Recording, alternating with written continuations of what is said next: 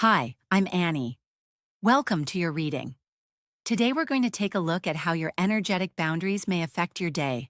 When we speak of energy being returned to sender, we are looking at karmic reflection. This is where life, or the unconscious, creates a situation where a person's own behavior is mirrored back to them so perfectly they can no longer ignore it. The return isn't coming from you, it's coming from the universe's commitment to balance. By you remaining in your own high frequency bubble, so to speak, you allow the other person's energy to hit the wall of your boundaries and bounce straight back to them. We have the Six of Cups, Queen of Wands, Seven of Swords, and Justice card. This combination of cards points to a cycle where past emotional wounds, Six of Cups, create an insecure need for power, Queen of Wands, leading to deceptive behaviors or cutting corners, and Seven of Swords, which ultimately results in a harsh internal or external judgment, Justice. The Six of Cups is the ghost of their past, your tendency to bring up the way things used to be, or your deep emotional attachment to history. You may trigger people who are desperately trying to reinvent themselves or outrun their own childhood baggage. Your sentimentality feels like a trap to them, forcing them to look at old wounds they would rather keep buried. They may see you as stuck or weak, but they are actually reacting to their own fear of being tethered to a past they haven't yet healed. The Queen of Wands is the threat to their ego.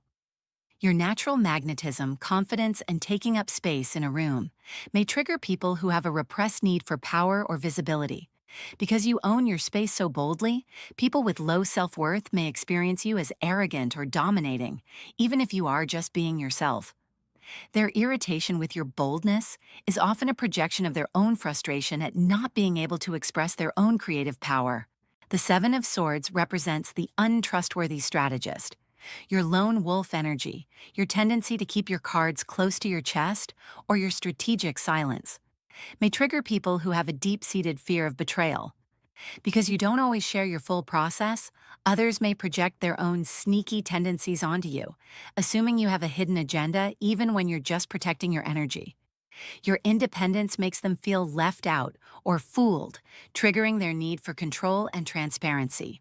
Justice brings the cold mirror of accountability. Your insistence on truth, fairness, and calling things exactly as they are. You may trigger anyone currently living in denial. When you show up with the energy of justice, you act as an internal judge for others. People who are cutting corners or lying to themselves will find your presence cold, judgmental, or unfeeling. They aren't actually mad at your judgment. They are triggered by the uncomfortable truth your presence forces them to acknowledge about their own lack of integrity. When these four cards combine, you likely move through the world as a catalyst for honesty.